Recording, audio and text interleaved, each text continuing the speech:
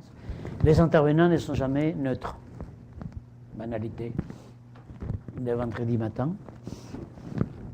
Ils ne sont jamais neutres.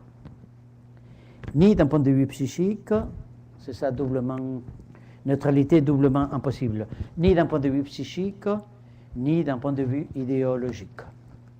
Psychique, c'est-à-dire parce que, comme toute profession, c'est pas pour rien que vous faites ce boulot impossible. C'est pas pour rien que vous vous coltinez à des situations invraisemblables. C'est pas pour rien que j'écris beaucoup sur le travail social, mais je tiens surtout pas à être travailleur social.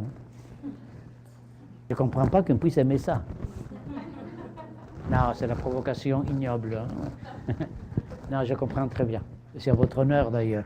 Mais disons, c'est pas pour rien que chacun va savoir qu'il s'agit de réparer, quelle dette, pas que financière, pas forcément financière, quelle dette il s'agit de payer avec le boulot que j'ai fait, quelle joie partager, quel conseil donner aux pauvres femmes qui souffrent, comme ma mère, etc.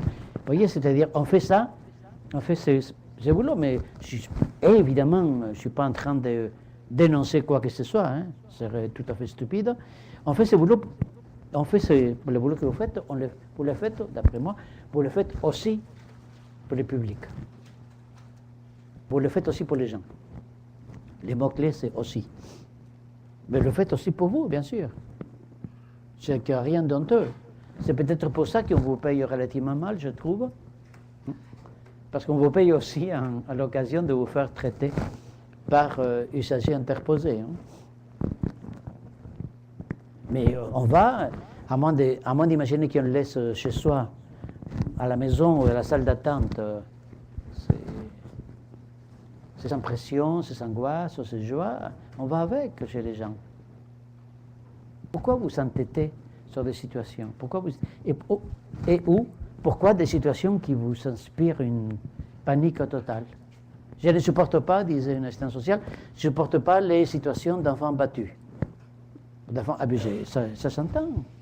Bon, elle avait la chance de travailler dans une équipe où ces choses-là pouvaient être dites. Hein? Mais disons, forcément, il y a des situations qui vous inspirent beaucoup. Il y a des situations dont vous raffolez.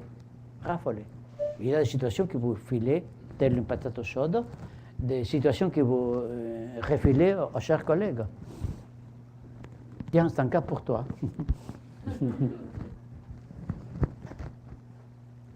En disant ça, je ne suis pas en train de dénoncer, même pas d'épingler quoi que ce soit. Hein.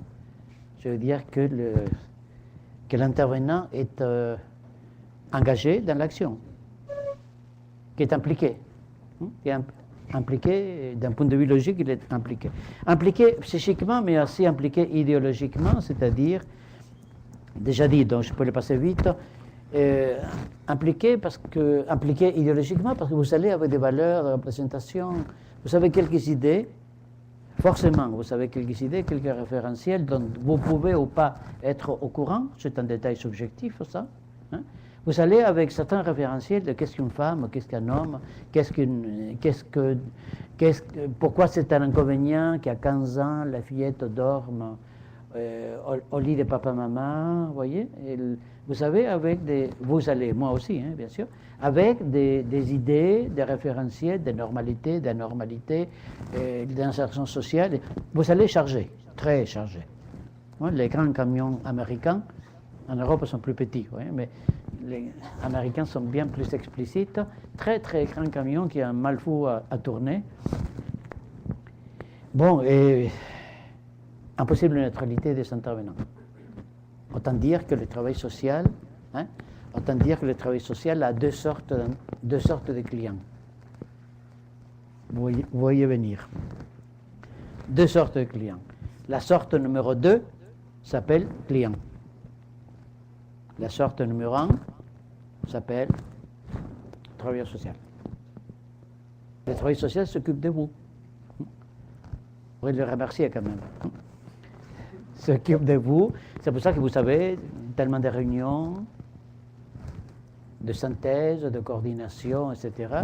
Tellement de réunions où il est même question des usagers. C'est vrai. Mais ça n'a rien d'inconvénient. L'inconvénient, c'est, bon, disons, imaginer qu'on fait ça pour autrui. Je dirais, on fait ça pour autrui aussi. Je fais ça pour moi, je fais ça pour nous. Je me fais traiter par client interposé. La seule chose honteuse, s'il y en avait une, la seule chose honteuse, c'est imaginer que je suis dans la charité, je fais ça pour toi. Mais non. Je fais ça pour toi aussi, je le fais pour mes valeurs, mes idéaux, mes principes. Il faut avoir un peu raison avec toi au moins, parce que juste dans l'équipe. Bien.